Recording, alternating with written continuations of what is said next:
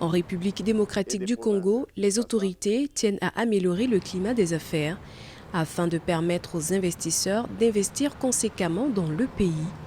L'activité économique du pays d'Afrique centrale est restée soutenue avec un taux de croissance estimé à 8,5% en 2022 contre 6,2% en 2021 selon les données de la Banque africaine de développement. Cette performance s'expliquerait par le dynamisme de l'industrie extractive, plus 20,8%, et la relance du secteur non extractif, plus 3,2%, tirée par les services.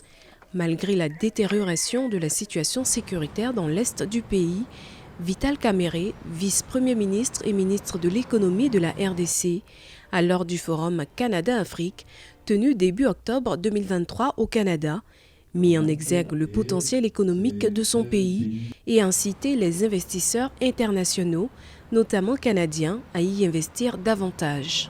Vous aurez constaté que la République démocratique du Congo répond 5 sur 5 aux sollicitations, aux ambitions des investisseurs avisés de la République démocratique du Congo comme c'est le reste du monde.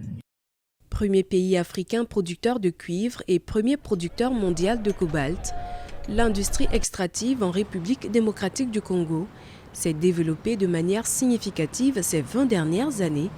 Elle représente actuellement plus de 20% du PIB et constitue près d'un tiers des recettes de l'État. Selon les études de l'Université de Columbia, le secteur minier de la RDC dans sa globalité est estimé à 24 milliards de dollars américains. Mais si vous comparez au PIB de l'Arabie Saoudite, c'est 19 000 milliards.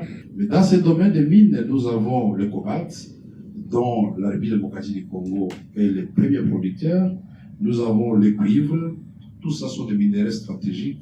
La République démocratique du Congo détient d'importantes réserves et ressources minières.